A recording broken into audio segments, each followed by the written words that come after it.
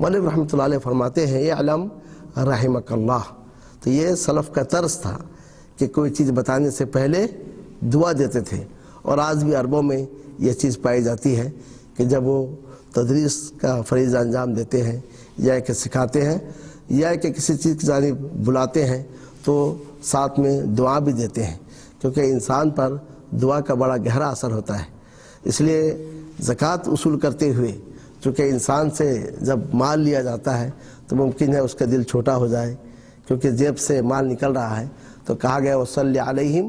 فَإِنَّ صَلَاتَكَ سَكَنٌ لَهُمْ، جب آپ ان سے زکوٰۃ لیں تو آپ ان پر جو ہے رحمت کی دعا کیجئے،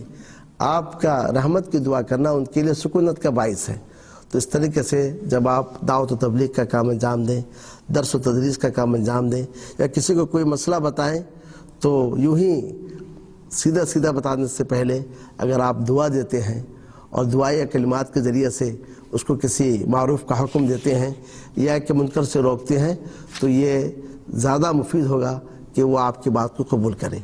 تو مولوی رحمۃ اللہ علیہ فرماتی ہے علم رحمک اللہ،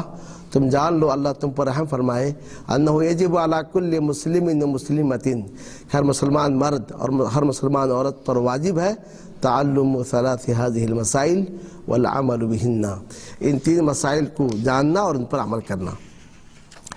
ان تین مسائل میں سے پہلا مسئلہ کیا ہے؟ الاولی ان اللہ خلقنا ورزقنا ولم يتركنا حملا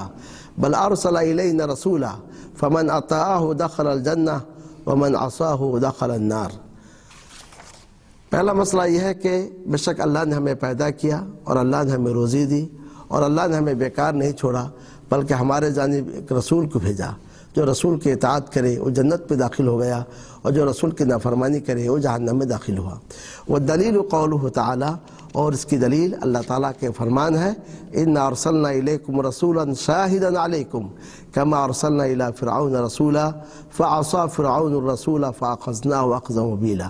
ہم نے تمہارے جانب ایک رسول کو بھیجا ہے جو تم پر نگران ہے، جیسا کہ ہم نے فرعون کے جانب ایک رسول کو بھیجا، فرعون نے رسول کی نافرمانی کی تو ہم نے اسے سخت انداز سے اس کی ہم نے گرفت کی ہے۔